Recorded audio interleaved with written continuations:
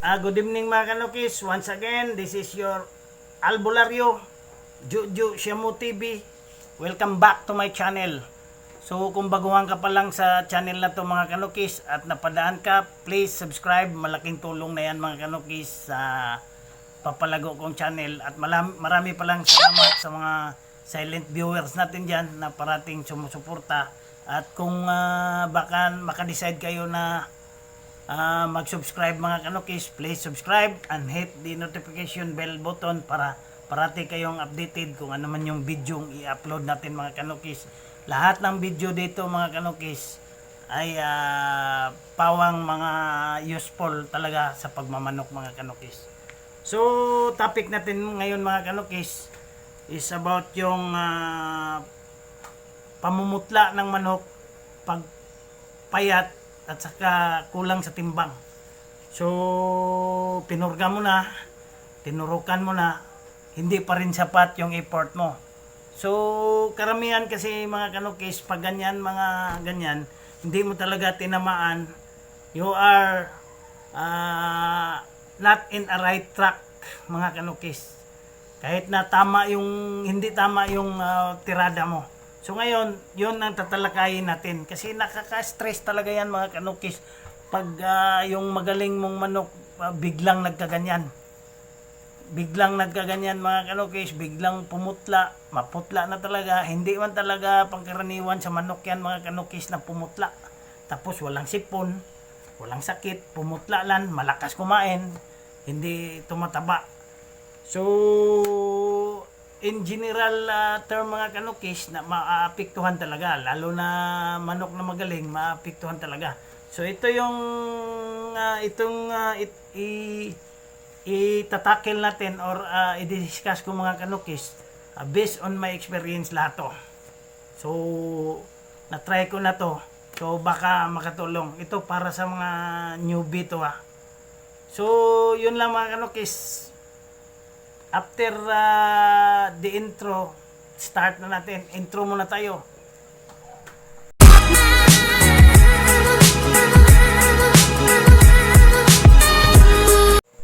Ito na mga kanukis. Ito na yun. After the intro, umpisa na natin. So, payat. Yung manok, pumapayat at saka putla. Talagang maputla. So, nakaka-stress nga naman yan mga kanukis. So kahit na ako dumaan din ako sa mga ganyan. So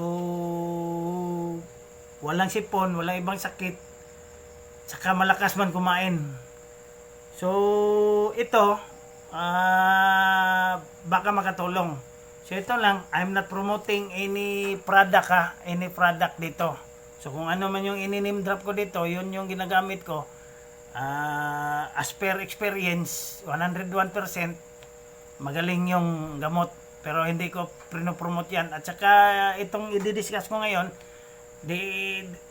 nasa sa inyo din yan kung gayahin nyo or hindi, basta walang pilitan. So yun, maputla, payat, so problema talaga yan, lalo na magaling yung manok natin. So talagang problema yan mga kanukis. So number 1 gagawin natin dyan, sa number 1 tayo, purga at saka ligo. So bakit papurgahin at saka liliguin natin? Para ma-eliminate natin yung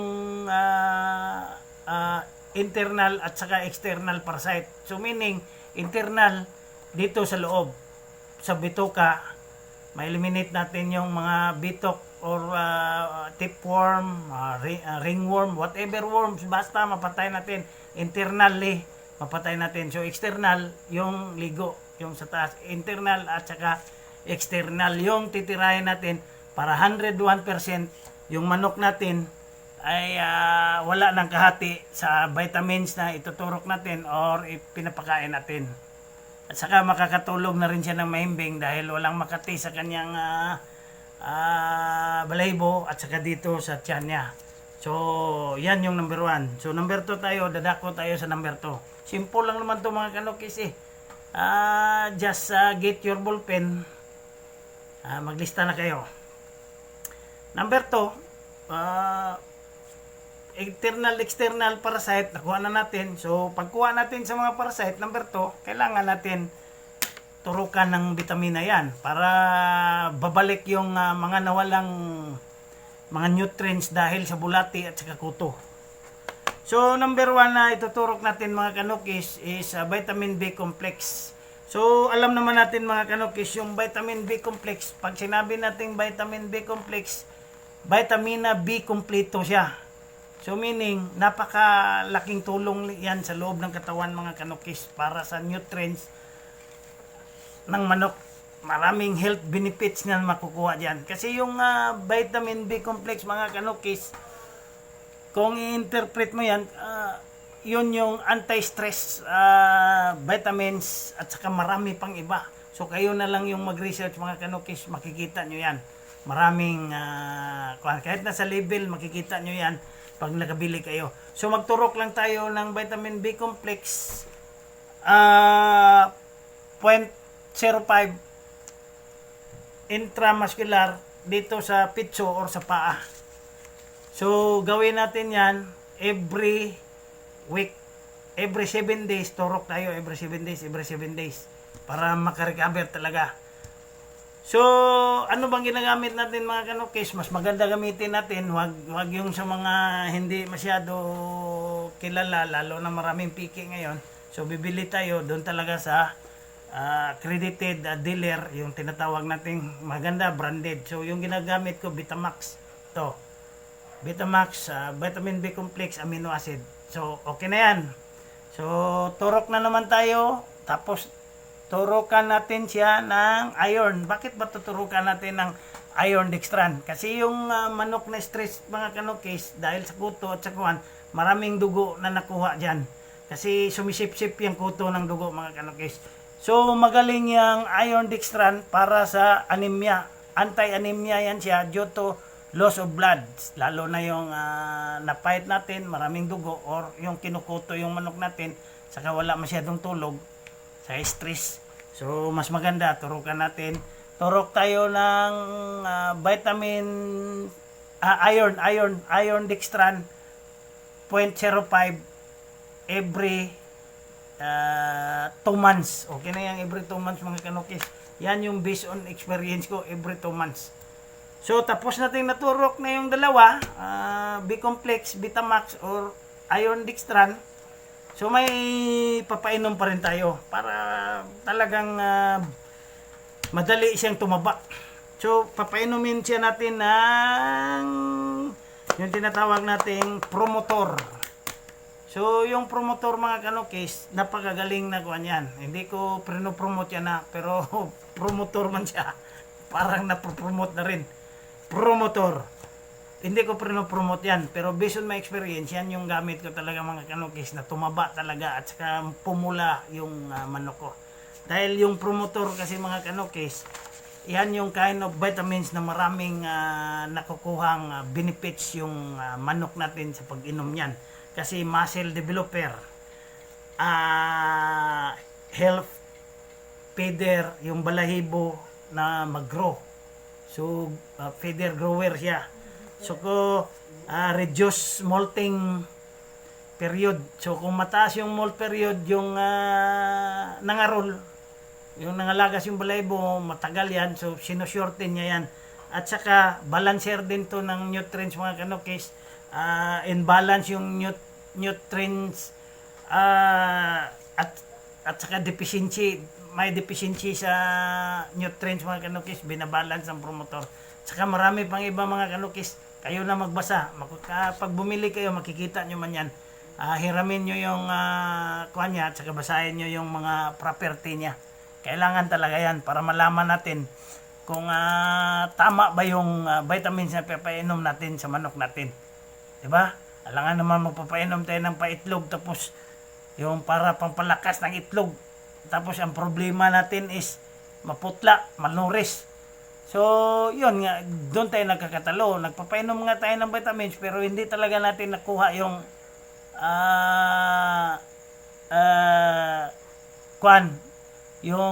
cause kung bakit nagkaganon. So, yun.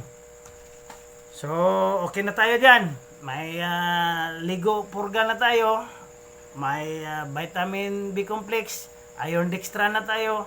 na turok at saka pinainom na natin ng promotor. Magpapainom tayo ng promotor mga kanokis every 15 days, meaning sa isang buwan 2 beses lang. Oral yan dito sa baba.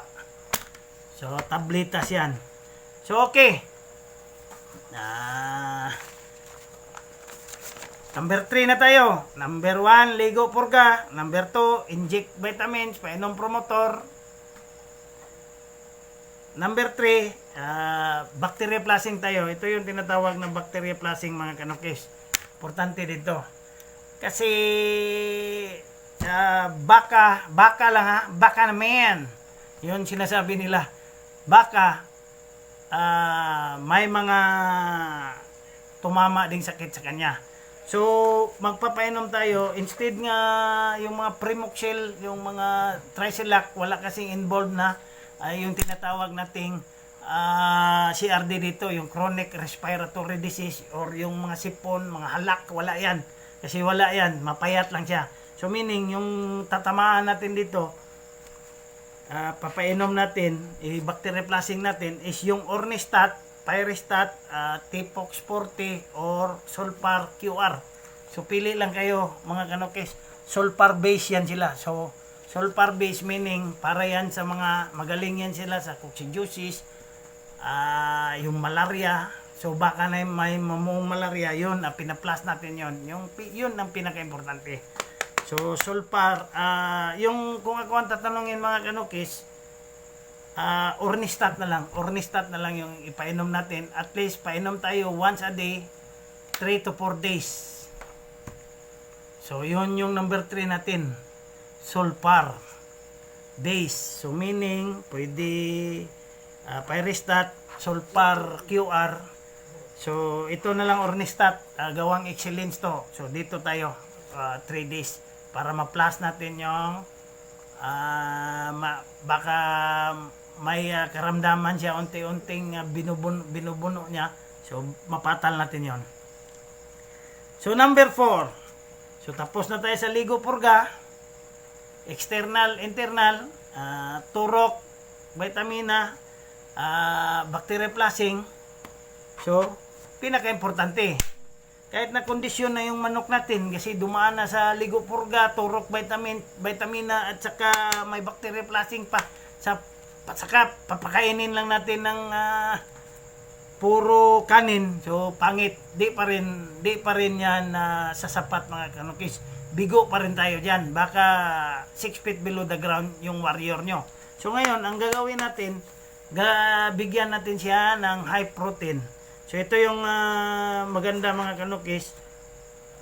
Bili kayo ng ganito, yung Mega Legend 100 grams niyan. Halo nyo sa pagkain, yung mga mixing yung pagkain, 1 kilo. Like for example, conditioner yung pinapakain nyo, haluan nyo lang ng Mega Legend yan, 100 grams yan, 1 kilo na yung conditioner. So kung bibili ka ng 10 kilong conditioner, 1 kilong Mega Legend halo. So yun yung pagkain mo araw-araw. So kung ako yung tatanungin yung mga kanokis, wag ka munang magliso. Kasi yung liso mga kanokis, muscle developer yan eh. Pang develop na yan, pang conditioning. So bakit ka magkukondisyon tapos yung manok mo parang mahinang nila lang siya dahil kulang siya sa taba. So ngayon, babalik tayo doon sa early stage. Yung tinatawag nating pang early stage, pang pabuka. So mas maganda kung ang ihalo nyo dito sa Mega Legend, ihaluan nyo ng crack corn at saka Integra 3. Maganda yan pampabuka, crack corn.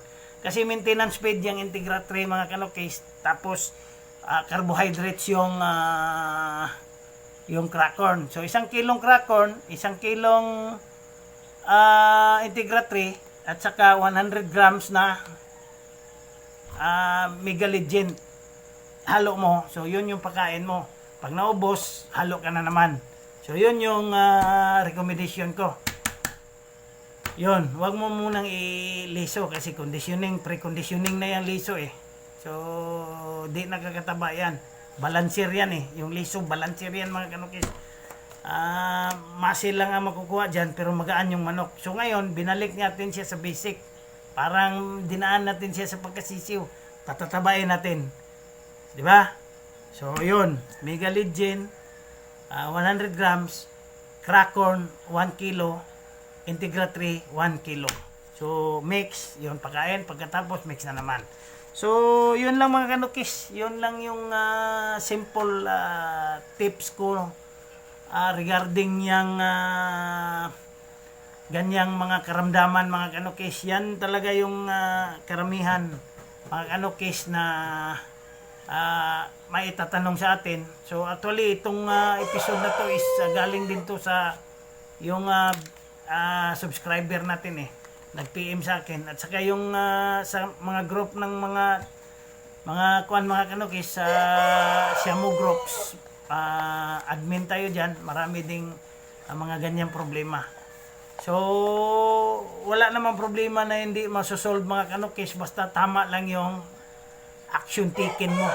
Ang importante dyan, ang action taken, tugma ba? Compatible ba sila? So yun, subukan nyo. So marami palang salamat dyan sa mga parating sumusuporta sa akin at saka sa lahat ng mga silent viewers dyan. So baka gusto nyong mag-subscribe, malaking tulong yan. Thank you.